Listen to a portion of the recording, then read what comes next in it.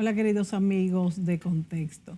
Amigos, hoy como cada semana con Bill Wall traemos análisis de actualidad y hoy decidimos tocar el tema de Baninter, ya que en este mes se celebra el 20 aniversario del comienzo de esta crisis bancaria, cuando el 24 de marzo se anunció la fusión y luego el 7 de abril la Junta Monetaria dispuso la intervención de Baninter.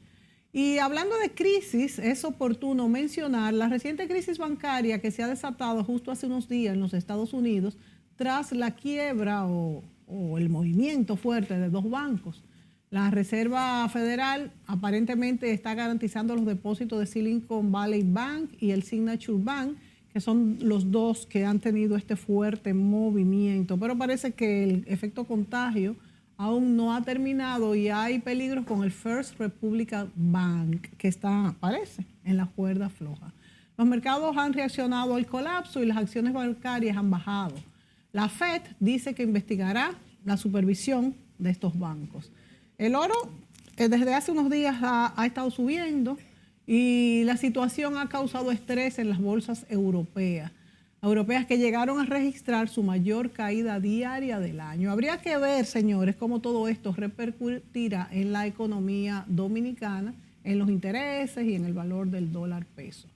Otro tema interesante que no sé si Bill querrá referirse es el aumento salarial del 19% anunciado por el gobierno al sector privado no sectorizado. Bill, buenos días. Tenemos muchos temas hoy. Muchas cosas, ¿verdad? Bueno, pues comencemos. Vamos a comenzar con lo que celebramos pronto, ¿no? Son cosas que uno recuerda y a veces se quiere olvidar de ellas. No, y que tú estuviste muy de cerca. Sí, yo estuve no de cerca, adentro.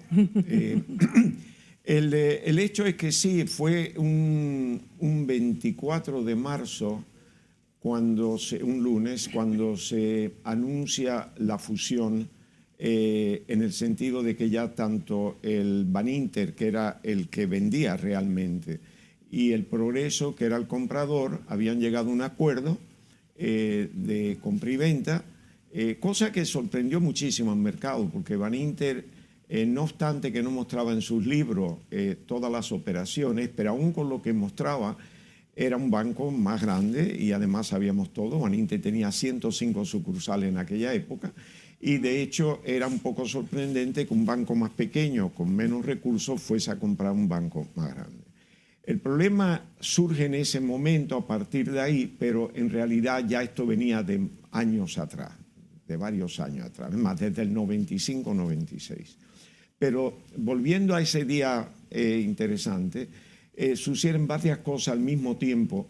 Es que 2 días después del 24, el 26, es cuando Luis Malcún asume el puesto de gobernador, el cargo de gobernador en el Banco Central, sustituye a Guerrero Prats, que lo nombran en Cancillería, para sustituir a la vez a Tolentino Dip, que había sido el canciller hasta ese momento.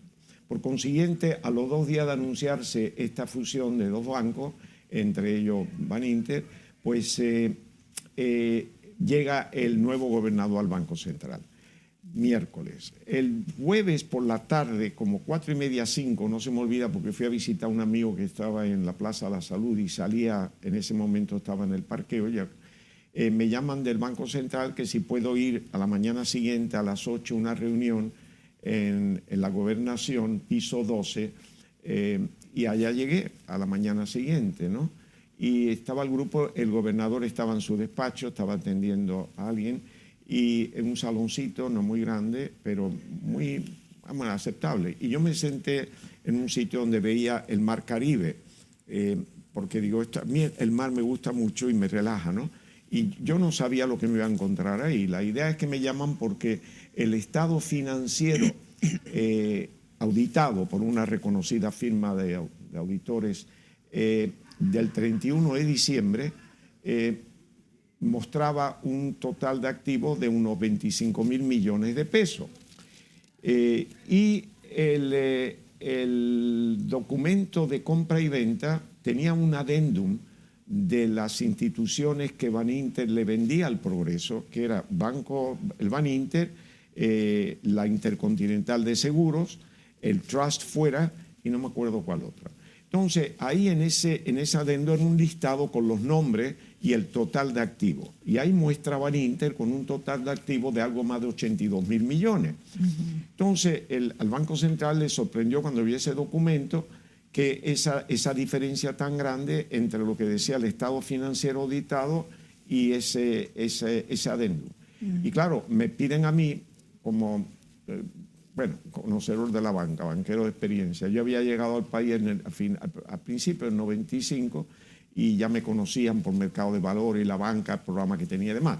Entonces me preguntan si yo puedo descifrar esta diferencia. Y claro, eso ni mandrake en buen dominicano, ¿no? Y yo dije, mire, aquí hay dos cosas. Aquí tenemos un estado financiero auditado por una firma reconocida mundialmente. Y aquí tenemos un adendum que no tiene apoyo o soporte ninguno. Entonces, al menos que haya algo de un holding que realmente represente algo más allá del banco y demás, la verdad es que solamente lo pueden aclarar los ejecutivos de Baninter, porque en realidad tendría que... Bueno, hemos citado a uno de los altos de Baninter y lo estamos esperando. Digo, muy bien, pues entonces que él lo aclare, porque... Bueno, entonces, él llega a los pocos minutos, se sienta frente a mí. Me acuerdo que había un grupo allí de asesores y tal, y el vicegobernador y tal. Y entonces va y me presentan y me pasan la palabra a mí, y yo le digo, bueno, yo no conocía a este señor, le digo, mire, esta es la pregunta que me están haciendo y yo en realidad con esto que tengo aquí no puedo responder, entonces a ver si usted nos puede explicar la diferencia, ¿no? ¿Qué posición ocupaba la persona? ¿Quién era la persona? ¿Qué posición ocupaba? Él era Marco Jaén, ¿no? Sí. ¿Que ocupaba cuál era la posición? La segunda. Y entonces me dice, no, eso es un banco paralelo. Y yo te garantizo, no sabía lo que era eso. Y le dije, mire, realmente usted me disculpa, yo tengo 35 años en el Royal Bank of Canada, muchos cargos hasta nivel ejecutivo y no había oído esa expresión. ¿Usted me puede explicar qué significa un banco paralelo? El tipo se quedó mirando, digo, no lo tome a mal, es que realmente no le ha oído antes. Entonces me explica lo que es un libro donde hay una serie de activos y pasivos que no se reflejan en las cifras que el banco informa en su estado financiero. Entonces y cuando me dice eso, ese fue el primer shock, ¿no? Porque eso cuando se esconde es porque ahí hay cosas que realmente no se deben hacer, no se pueden hacer, y por consiguiente eso se le pone un punto de interrogación a qué valor puede tener eso. Y yo siempre pensando que al día siguiente, esto era viernes, pero el sábado ya estaba programado para que el personal o los ejecutivos de Progreso entraran a hacer la debida diligencia a Baninter, que es el periodo donde Baninter le muestra todos los libros, le muestra toda la información para determinar si el precio acordado de compra y venta era razonable o no. Y eso estaba ya comprometido para la mañana del sábado, y aquí estamos hablando mañana del viernes. Y precisamente el que estaba sentado con el gobernador era Perucho Castillo, que en ese momento manejaba el Progreso, y estaban coordinando la entrada del sábado porque ellos querían apoyo del Banco Central. Y ayuden. Bueno, entonces estaban hablando de eso, yo no sabía en ese momento que era eso lo que estaban hablando, ni quién estaba ahí, pero el hecho es que yo estoy bajo shock. Y entonces le pregunto a este señor, pero dígame una cosa, explícame una cosa, ¿cuáles son los activos que ustedes tienen ahí? ¿Qué componen esos activos, no? Me dice, bueno, mire, esos activos son préstamos a compañías vinculadas, inversiones, y me va diciendo estas cosas y yo digo, esto realmente llegó a la conclusión de que esto no tiene mucho valor. Digo, pero mire, usted se da cuenta que la diferencia entre lo que está reportando, que es lo que está obviamente supervisado por la Superintendencia de Bancos, y lo que ustedes tienen en los libros oficialmente y publican, tiene una diferencia de casi 57.000 millones de pesos, que en aquel momento eran más de 2.000 millones de dólares. Pero estaban incluidos ahí la compañía de seguro y otras compañías, ¿verdad? ¿Dónde? En esos 85.000 millones. No, ese era el banco paralelo. Banco, no sabemos, eso era total, el total de todo, paralelo y no paralelo. Lo que había ahí, él me está diciendo préstamos vinculadas, inversiones, yo no sé lo que hay ahí. O sea, que lo que estaba en el banco paralelo era más grande, absolutamente. Pero claro que sí. Pero sin porque tú ahorita me dijiste que también estaba ahí la compañía de la Intercontinental. Eso estaba aparte. Eso estaba en el aparte. listado se vendía la compañía de seguro, que era la Intercontinental de Seguro. Tenía un total de activos. Ok, eso estaba aparte de los 85 mil millones. El Trust tenía un total de activos. Y otra más. Esto era Baninter. Esto estaba bajo Baninter. Esto estaba en los libros de Baninter. Por eso es el banco paralelo. Sí. Porque si no están los libros de Baninter, claro, no puede ser. Entonces me dice esto y yo dije, bueno, aquí sí tenemos problemas. Porque la diferencia en aquel momento de 2.000 millones de pesos, yo sabía que las reservas internacionales de aquí, del Banco Central, andaban por 200 y pico. Y yo digo, aquí sí tenemos problemas serios. Y yo venía de la experiencia del endeudamiento de América Latina y lo que eso significó para la banca internacional, la banca grande internacional y específicamente Royal Bank of Canada y lo que eso costó. Entonces yo, incluyendo la deuda de República Dominicana, entonces yo digo, aquí tenemos problemas serios. Digo, dígame una cosa, el pasivo. Yo pensando en que el Banco de Progreso entraría a hacer la debida diligencia y evidentemente iba a asumir ese banco. Ese era el compromiso. Entonces, ahora bien, ¿con qué cuentan ustedes para respaldar esos 80 y tantos, no? Porque, claro. Entonces, me dice, bueno, eso lo componen certificados, mayormente certificados de inversiones, que no son certificados, son depósitos a plazo fijo, pero le llaman certificados de inversiones, y entonces ahí mayormente hay cuentas corrientes, digo, usted no podía traer una relación de los activos, pues ya los activos va a ser un poco complicado, pero el pasivo sí le puedo dar detalles. Digo, entonces usted me dice que los mayores componentes del pasivo son certificado de inversión. ¿Esos certificados de inversión está a nombre de Baninter o algo inversiones Baninter? ¿Es del propio banco? Me dice, sí. Yo entonces me vino a la mente, aunque yo no estaba en el país, el caso del Universal, que la gente creía que tenía depósito que le estaban dando participación accionaria. Entonces digo, entonces Baninter. Y eso lo firman 2 oficiales autorizados de Baninter. Es un compromiso de Baninter. Me dice, sí, claro. Digo, pues aquí ahora sí tenemos un problema, porque va a entrar Progreso y no tiene recursos para responder a eso. Entonces, bueno, pues seguimos ahí, ya yo no tenía más que preguntar realmente, porque yo estaba bajo shock de todas maneras. Menos mal que tenía el mar enfrente, el señor aquí, yo miraba el mar, ese bellísimo Caribe, y miraba ahí y decía, bueno, y finalmente el hombre dice, bueno, ¿ustedes quieren algo más? Digo, no, yo no, pregunte aquí, sí. Bueno, no, pues no puedo, entonces, pero estoy a la disposición, a su orden, ustedes llamen, sí, cómo no. Se va y yo dije, señores, hay que echar la fusión para atrás. Y me dicen, ¿cómo? Imposible. Digo, espérate, ¿cómo es que imposible? Si este señor no acaba de confesar que hay un fraude, ustedes pueden imaginarse muy bien que lo que está en el libro escondido no y estaba ahí Perucho. No, hombre, no. Perucho estaba con el gobernador en su oficina hablando. Él no estaba. No, yo estaba con el grupo de asesores y con este señor, el vicegobernador, Andy Dawaje, estaban ahí. El gobernador no estaba ahí. Te dije al principio que el gobernador estaba en su despacho con Perucho coordinando la entrada al día siguiente para la debida diligencia. Entonces yo, ¿hay que echar para atrás? No. Digo, ¿cómo que no? Pero si no acaba de confesar que hay un fraude, ustedes se imaginan lo que está en el libro escondido. Si hay inversiones en compañía, no sabemos qué compañía, qué tipo de inversión, no sabemos si valen algo. Los préstamos, evidentemente, a compañías relacionadas tienen que ser en condiciones que no son propiamente de un riesgo aceptable para el banco. Entonces hay que echarla para atrás. Además, ¿cómo vamos a dejar que el Progreso entre a hacer un due diligence que lo que va a pasar es que pueda haber un contagio en el proceso? Porque lo que esta gente van a hacer es esconder lo más posible. Entonces, hay que echar, no podemos echarla para atrás porque ya... ¿Y los otros asesores qué dijeron? No, los demás estaban callados, los que estaban ahí, no. Yo digo, entonces, porque me habían pedido que yo hablara sobre esto, los demás estaban callados, los demás no sé, que yo creo que estaban medio en shock como yo. Y entonces, yo entero, pero imagino que ellos estarían ahí. Y entonces digo, pero ¿cómo no? Me dice, no, porque ya el presidente Hipólito está comprometido Y entonces digo, pero un momentito. Esto me recuerda a la historia del Titanic, es decir, que iba a chocar con un iceberg y si no hay un iceberg le ponemos el iceberg delante. Comuníquele al señor presidente lo que hay aquí y lo que esto significa para el sistema. No es este banco, es el sistema.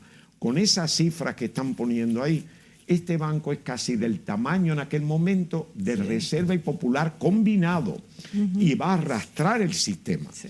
Entonces, y no tenemos tampoco los recursos aquí para pagar lo que este banco pueda deber fuera, porque han hecho muchas operaciones con bancas internacionales. Así que esto hay que revisarlo, esto hay que suspender, cuando menos ustedes no quieren echar para atrás, suspendan esto momentáneamente mientras se averigua qué es lo que realmente hay ahí. No, señores, esto no va.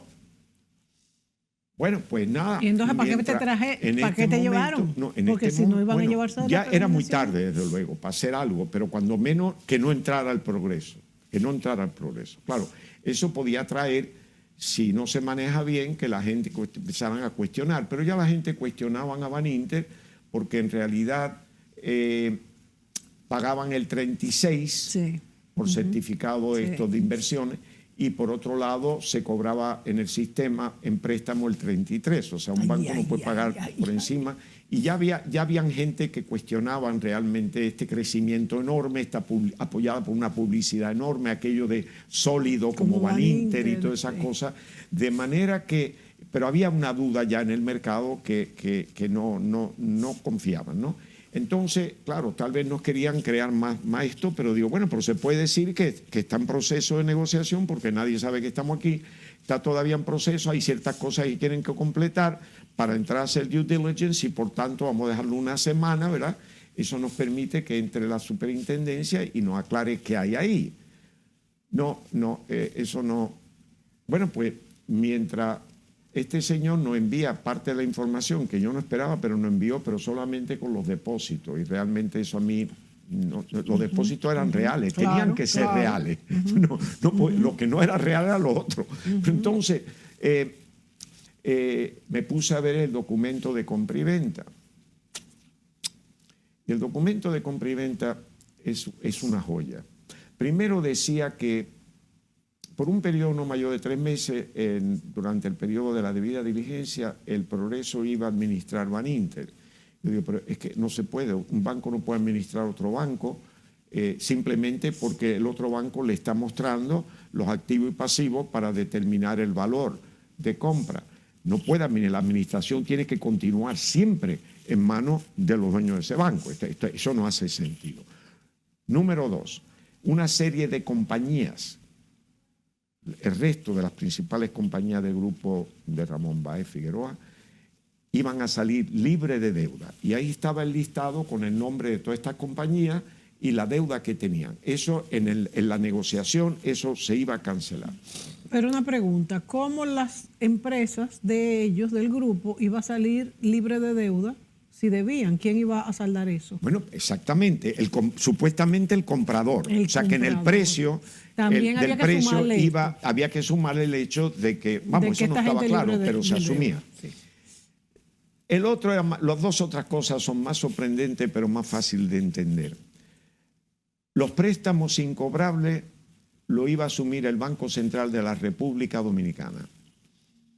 Y las deudas que tuviera el banco, los compromisos financieros que el banco tenía con la banca internacional, también lo iba a asumir el Banco Central de la República. Y yo estoy leyendo esto y entonces a mí ya el primer shock, ya viene el segundo shock. Ahí me di cuenta que mi corazón funcionaba bastante bien.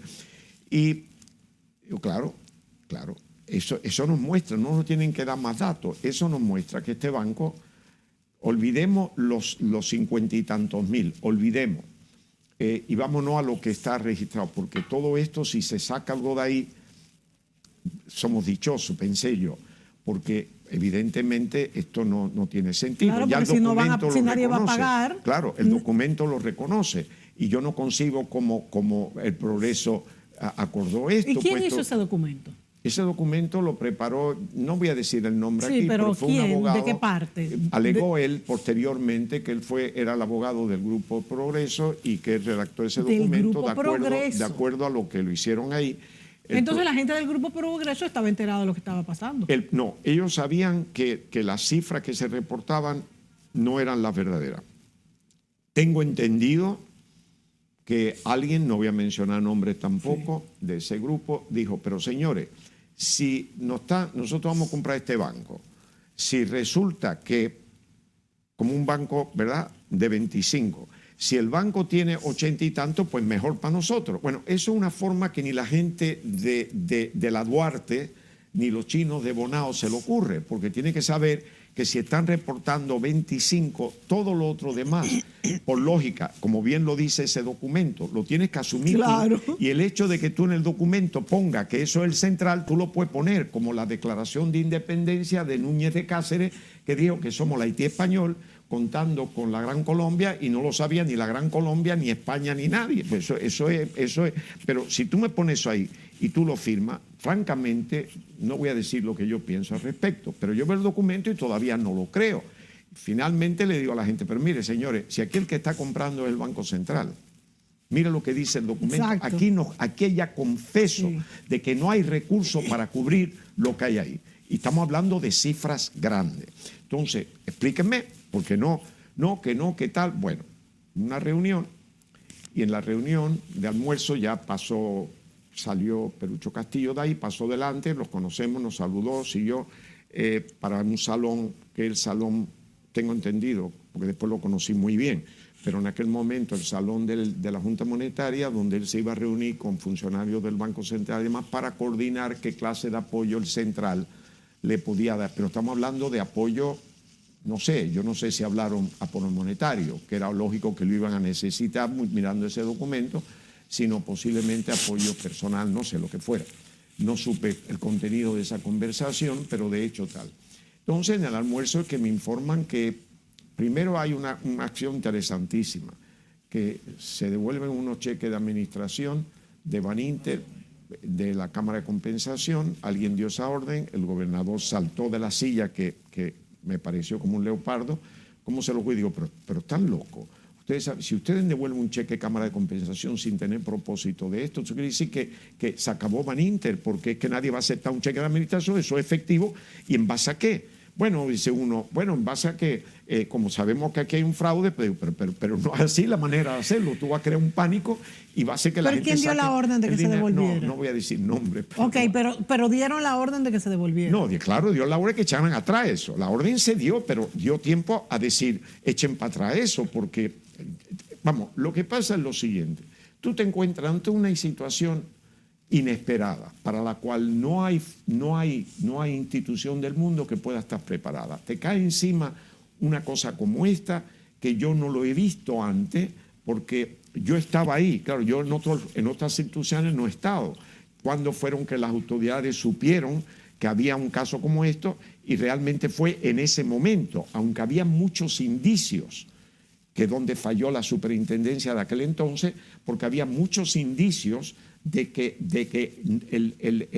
el Baninter estaba manejando un volumen de recursos superior a lo que mostraba en el estado financiero. Nada más que en la Cámara de Compensación, los cheques que venían en pago de depósitos que traían a Baninter tenían que ver con volumen, pero muchísimas cosas. Y después hubo un panel, un año después, que precisamente lo revisé mucho tiempo después, muy reciente, que yo no lo sabía, donde hay un estudio del caso Baninter, de cuatro técnicos bancarios que son de banqueros de América Latina, muy interesante, donde ponen muchísimas de las cosas que pasó.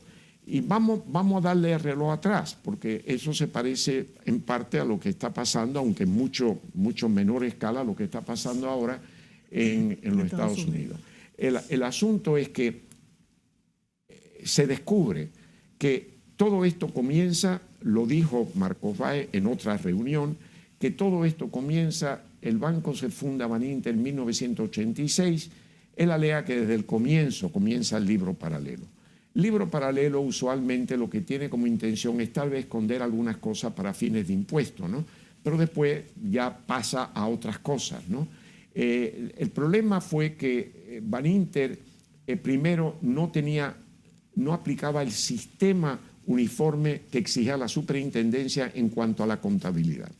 Es decir, que su sistema contable de cómputo no se correspondía con lo de la banca. Eso tenía que haberse evitado, porque eso no es factible. El otro problema es que Baninter en el 95-96, el comercio que había comprado los activos del Royal aquí tiene dificultades. El Banco Central lo interviene de una manera muy sutil, pero lo interviene, y entonces Baninter que se interesa en cobrarlo. Pero Baninter no tenía recursos para comprar, y estamos hablando de 10 años después de la fundación de Baninter, no tenía grandes recursos para comprar ese banco. El Banco Central le da facilidades de encaje legal, muchísimas facilidades, y Baninter lo compra. Era un grupo de mucho prestigio, un grupo conocido, y ahí empieza la odisea.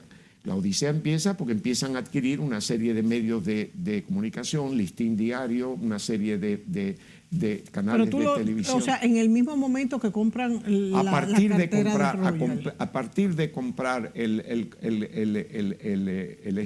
comercio, las acciones del comercio y demás, ya muestra al año siguiente un déficit de capital. Pero se apoya y ellos ya a partir de ahí, con los recursos de este banco, aunque este banco tuviera dificultades, pero eso le alimenta de golpe algo y empiezan a invertir de una manera ya, digamos, muy lanzada.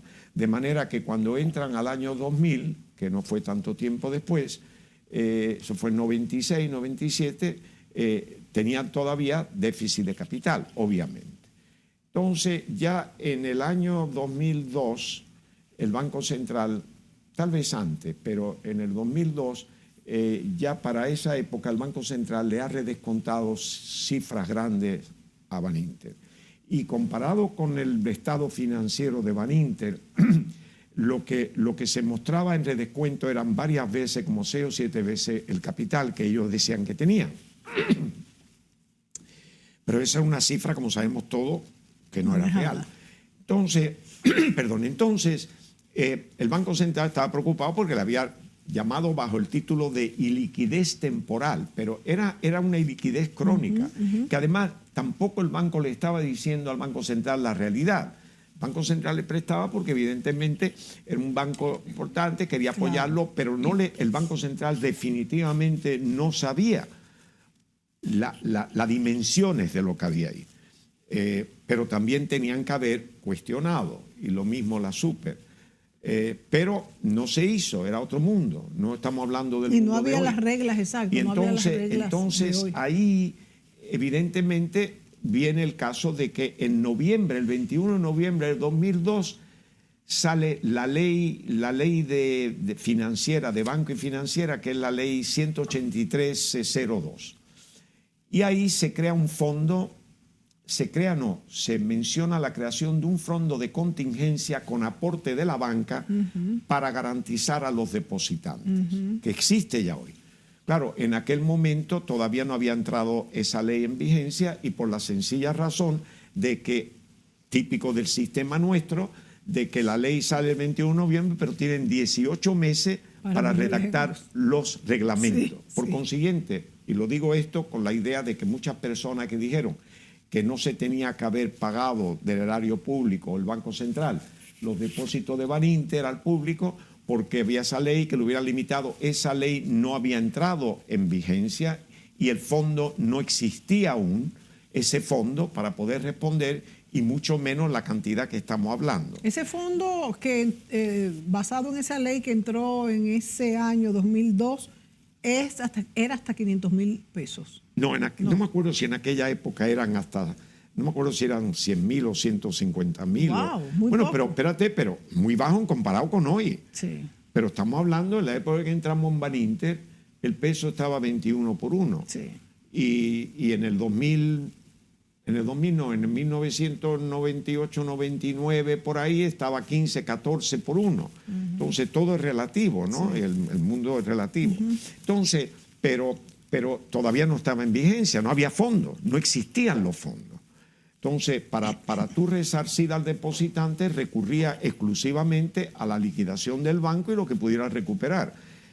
Pero bueno, estoy diciendo esto, en aquel momento no se hablaba nada de eso. El asunto es que surge y, como siempre, ¿cuáles son las causas? Bueno, las causas sabemos, un banco mal manejado intencionalmente, ¿no? Del momento que los accionistas del banco, con intención propia, hagan una maniobra, es difícil de descubrir, al menos que tú tengas un control bastante eficiente. Nos vamos a ir a la pausa, Bill, pero antes que se me olvide, quisiera saber si eso podría pasar en estos tiempos, que creo que ya está todo muy controlado. Y segundo, ¿cómo fue el contagio antes todavía de la quiebra? Porque ya estaba pasando esto en otros bancos también. Para que tú nos expliques eso. Nos vamos a la pausa y volvemos de inmediato.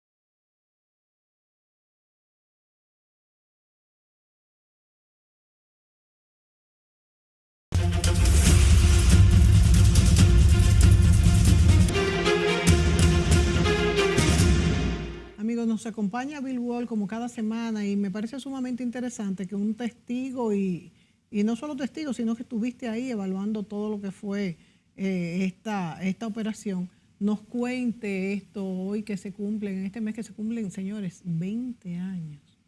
Y no son nada, pero son muchos. Bill, efecto contagio, y se podría repetir esto en lo que sigues relatándonos esta cronología. No, yo no concibo que hoy,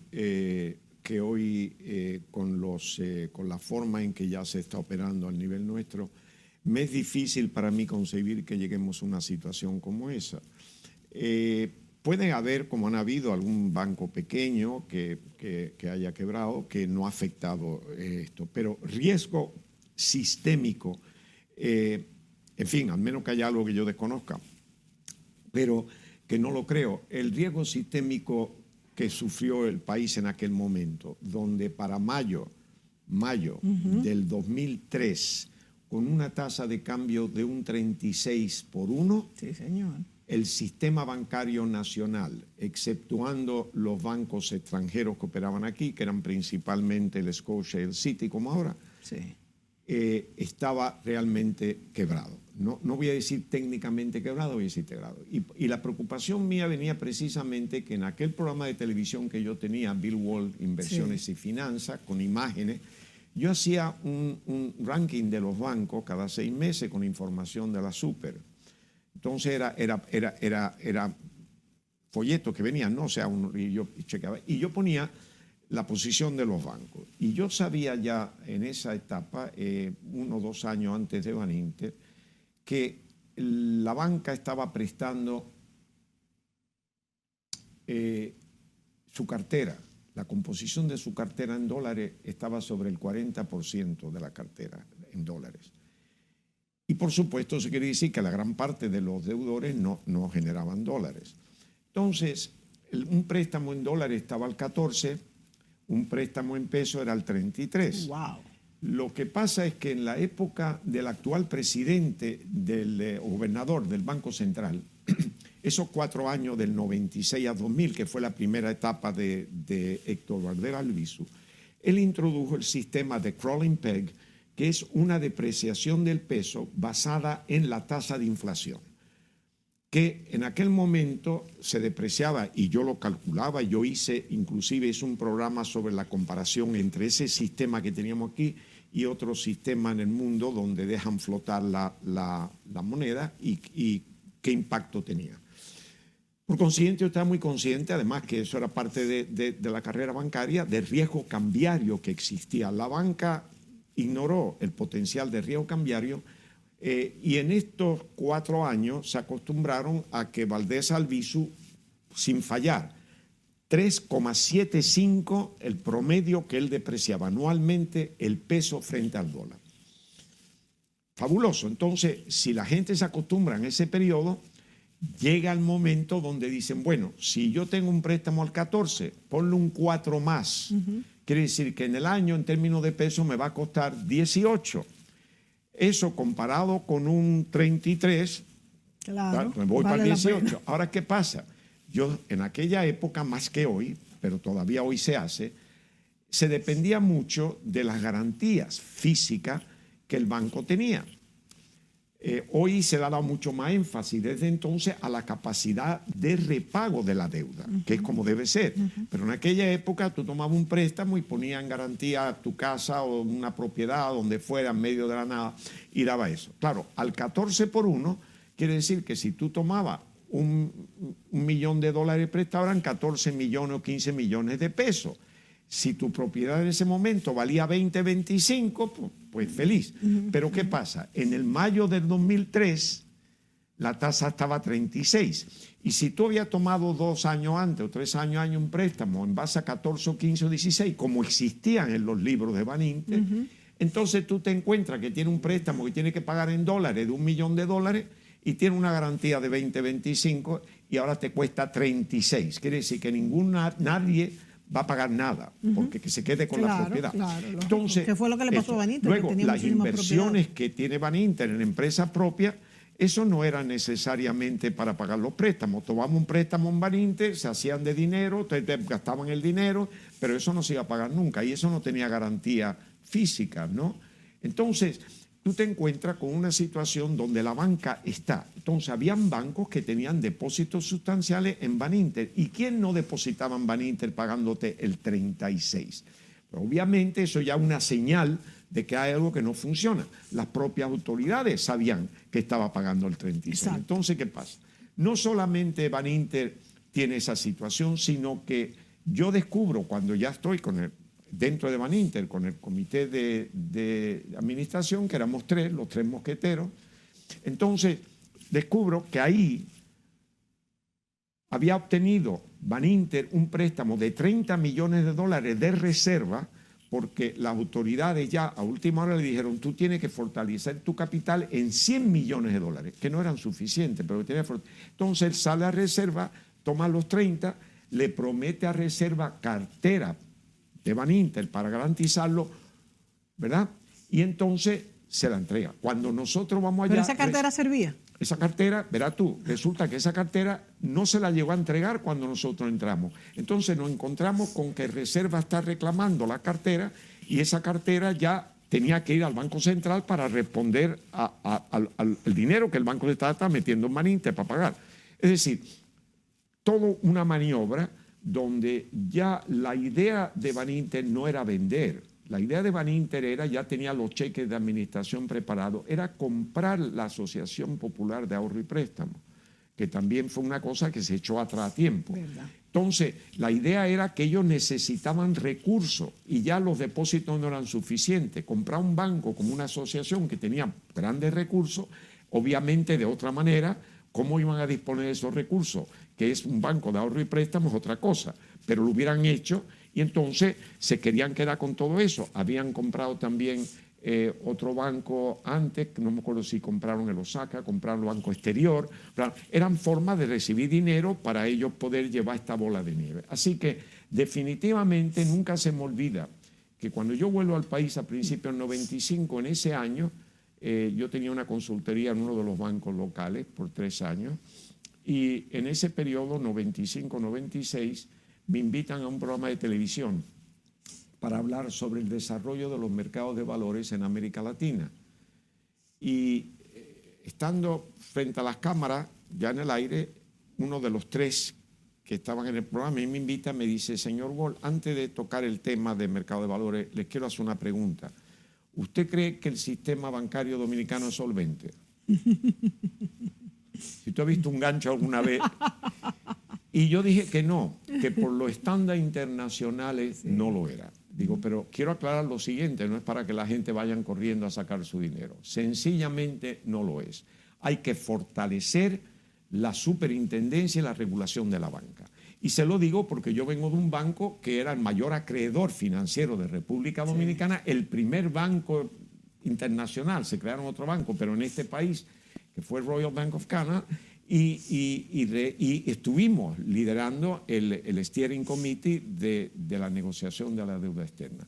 Y les puedo decir a ustedes que hay que fortalecerlo. Además, yo no estaba aquí en la década de los 80, ni mucho menos, pero sé que han habido quiebras de banco, ¿verdad? Y obviamente eso se debe a que hay algo que fortalecer en el sistema regulatorio superior. Bueno, al día siguiente sale en primera plana el listín. Banquero Internacional alega que el sistema bancario es insolvente. Bueno, pero nadie me dijo nada. Menos pero mal. no dijo nada porque se sabía. Se sabía porque yo estoy hablando 95-96 y por eso te lo menciono, porque en el 95-96 es cuando Baninter adquiere Comercio.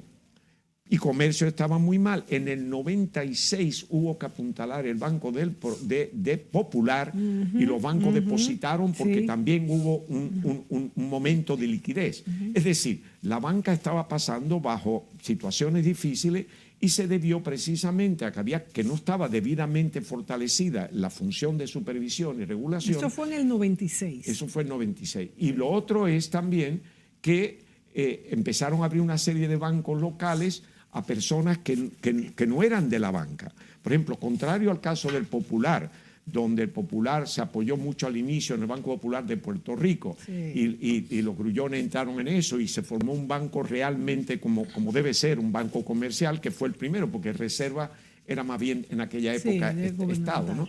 Pero esto, y le hizo, los otros que vinieron después, en esa época donde estaban saliendo la banca, el 85 sale el Royal, sale el Bank of Boston, que estaba aquí, sale el Chase, sí, en fin, salen los bancos por la situación del endeudamiento de América Latina y otros problemas que hubieron en la década de los 80 y los 90, sobre todo para la banca americana. Entonces, todo eso hizo que saliera una nueva generación, digámosle, de banqueros dominicanos que no eran banqueros. Entonces, obviamente, la mentalidad, la cultura no estaba ahí. Si tú tienes un sistema que crece rápidamente, el sistema local, y no tiene los correspondientes controles y supervisión, pues pasa. Por eso la cuestión no concibo que eso pueda pasar hoy, porque hoy hay una superintendencia, un banco central con otros criterios y que sí, aprendieron la lección, obviamente. El público no, no necesariamente. Lo que sí es que hay que tener en cuenta que el sistema financiero en toda su dimensión, sea financiero bancario, sea banco de inversión, mercado de valores, tiene que estar regulado y supervisado. Por una sencilla razón, que lo que maneja son recursos ajenos. Claro, Por eso yo siempre he dicho que la banca es el único negocio que presta lo prestado. Lo prestado, sí, y que tiene que devolver lo que tienen prestado cuando se lo soliciten.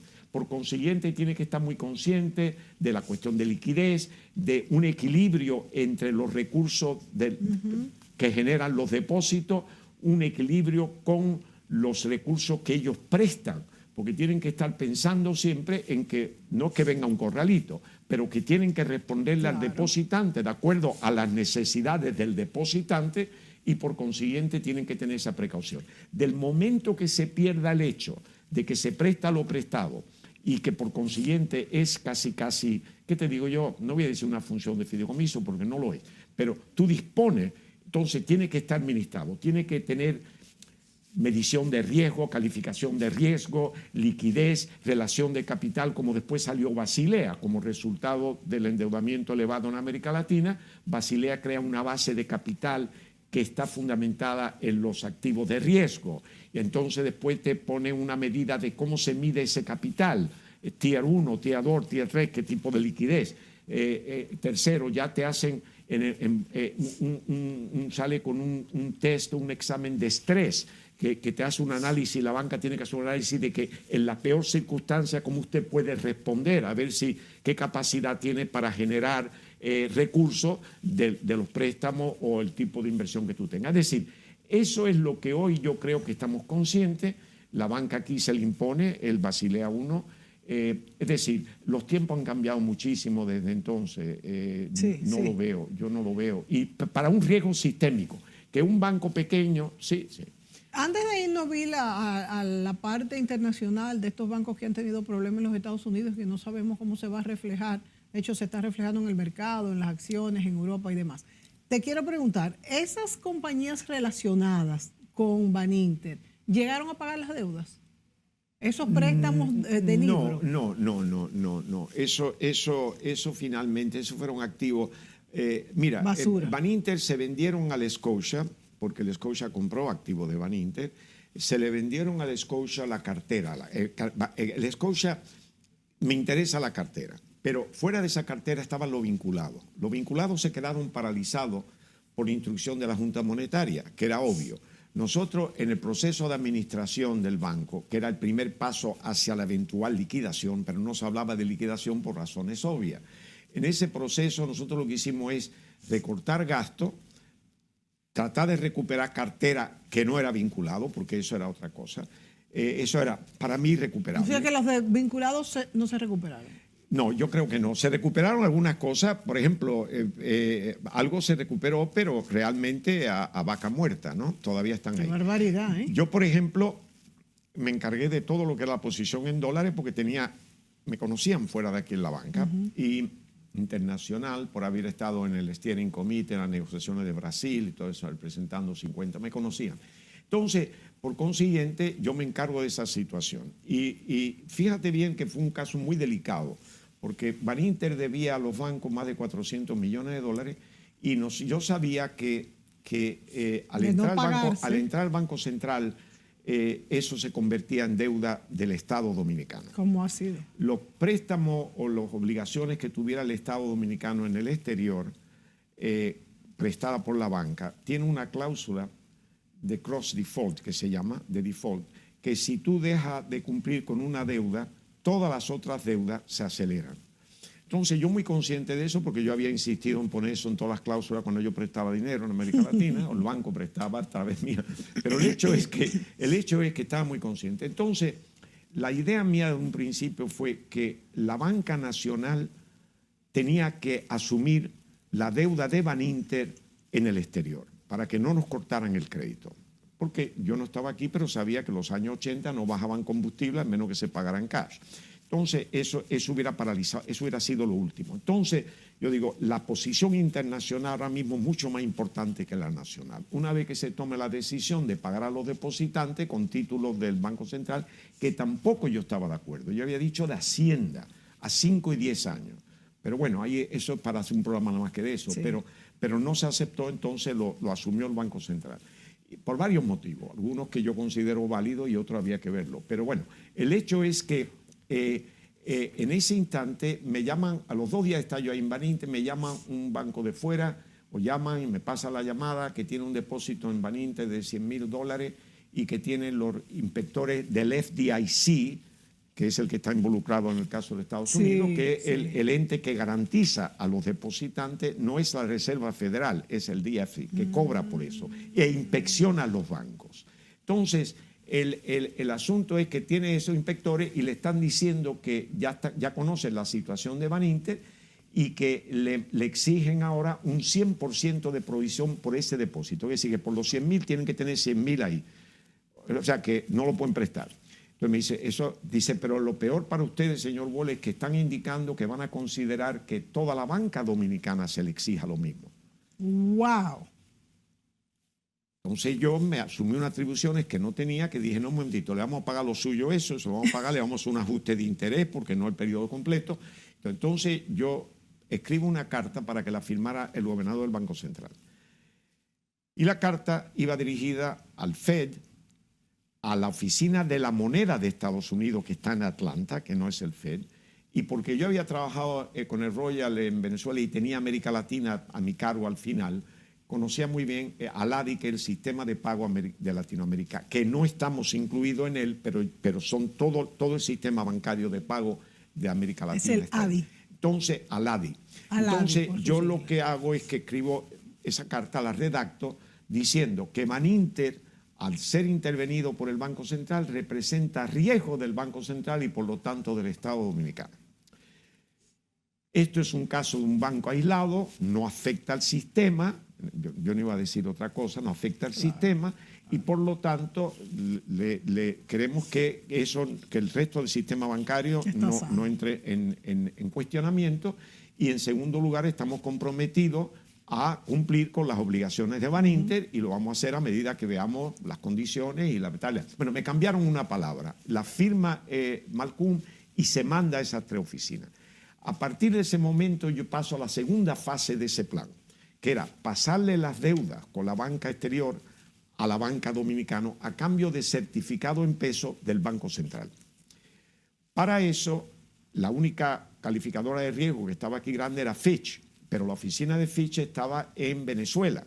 Yo que tenía contacto de ellos por mi programa, porque yo sacaba información de ellos para mi programa, entonces los llamo, los conocía muy bien, tenía muy buenas relaciones. Digo, mira, aquí está pasando esto, mira la carta.